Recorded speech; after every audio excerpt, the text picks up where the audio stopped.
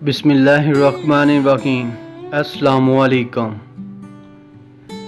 یہ چند ماہ پہلے کا واقعہ ہے، مگر میرے لیے انتہائی یادگار بن گیا ہے، کیونکہ یہ نہ صرف یادگار ہے بلکہ خاصا پر اسرار اور دلچسپ بھی ہے۔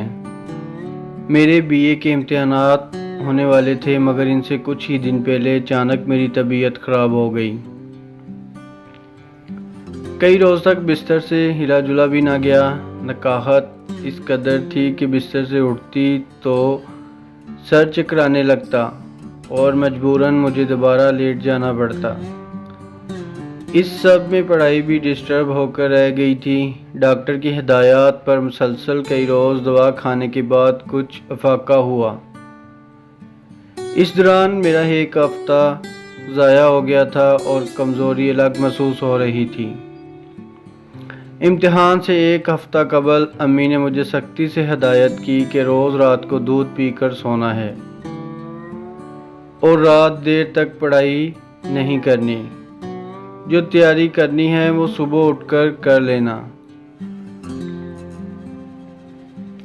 امی روز رات کو دودھ ابالنے کے بعد دودھ والی گڑوی میرے کمرے میں ہی رکھ دیتی تھی تاکہ ذرا ٹھنڈا ہونے پر میں اس میں سے ایک گلاس نکال کر پی لوں اور باقی دودھ فریج میں رکھ دوں۔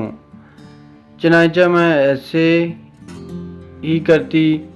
یہ 2 روز بعد کی بات ہے۔ میں پڑھائی ختم کرنے کے بعد اٹھی، دودھ والی گڑوی سے دودھ نکال کر گلاس میں ڈالا اور خود پینے کے بعد یہ سوچ کر لیٹ گئی کہ ابھی دودھ گرم ہے، تھوڑی دیر بعد اسے فریج میں رکھ دوں گی۔ جانے کس وقت میری آنکھ لگ گئی اور میں گہری نیند سو گئی۔ رات کا کون سا پہر تھا جب اچانک میری آنکھ کسی برتن کے گرنے کی آواز سے کھل گئی۔ مجھے کمرے میں کچھ گڑبڑ محسوس ہوئی اور میں نے اٹھ کر چاروں طرف نظریں گھمائی۔ پھر ایک جانب مجھے کوئی چیز تیزی سے حرکت کرتی نظر آئی، جسے دیکھ کر میری گھگی بند گئی۔ چھوٹی سی کوئی چیز کمرے کے فرش پر تیزی سے اچھل رہی تھی اور اس کی اس حرکت سے برتن گرنے کی آواز پیدا ہو رہی تھی۔ اب میری نظریں نیم اندھیرے میں کچھ حد تک دیکھنے کے قابل ہو گئی تھی۔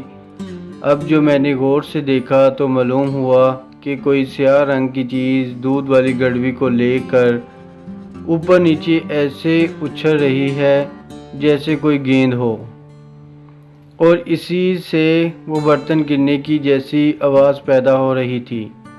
مگر ابھی تک میں یہ بات سمجھ نہیں سکی تھی کہ آخر وہ کیا چیز ہے۔ اب شاید اس سیاہ چیز کو میری موجودگی کا احساس ہو گیا تھا اور اس نے زیادہ زور سے اچھلنا شروع کر دیا۔ میں اگرچہ بہت خوفزدہ تھی، مگر نہ تو چیخ رہی تھی اور نہ ہی کمرے سے بھاگنے کی کوشش ہی کی تھی۔ پھر میں نے ہمت جمع کی اور اٹھ کر کمرے کی لائٹ جلا دی۔ اب منظر واضح تھا، سو میں نے گڑوی کی طرف بغور دیکھا۔ وہ بے اختیار میرے منہ سے نکلا۔ سیاہ رنگ کی بلی گڑوی میں منہ پھنسائے بیٹھی تھی۔ اب چونکہ اس کا منہ گڑوی کے چھوٹے سے منہ میں پھنس کر رہ گیا تھا، اس لیے وہ اپنی جھنجھلاہٹ اچھل کود کر دکھا رہی تھی۔ تو فرینڈز، یہ سٹوری تھی آپ لوگوں کے لیے۔ تو امید ہے آپ لوگوں کو یہ بھی میری سٹوری جو ہے وہ پسند آئی ہوگی۔ تو اس کا پارٹ نمبر ہے 1، تو پارٹ نمبر 2 جو ہے وہ بھی جلد اپلوڈ کر دیا جائے گا۔ امید ہے آپ لوگوں کو میری یہ سٹوری جو ہے وہ پسند آئی ہوگی۔ تو اگر پسند آئے تو فرینڈز چینل کو سبسکرائب لازمی کر دیں۔ اگر چینل پر نیو آئے ہیں تو چینل کے پاس سبسکرائب کے بٹن کے پاس ایک گھنٹی کا نشان یعنی کہ بیل آئیکن کا نشان ہے، اس کو آل پہ کر کے پریس کر دیں تاکہ کوئی بھی نئی ویڈیو اپلوڈ کرو اس کا نوٹیفیکیشن آپ کو فوری مل سکے، فوری ویڈیو کو دیکھ سکیں۔ تو ملتے ہیں نیکسٹ ویڈیو کے ساتھ، تب تک کے لیے اللہ حافظ۔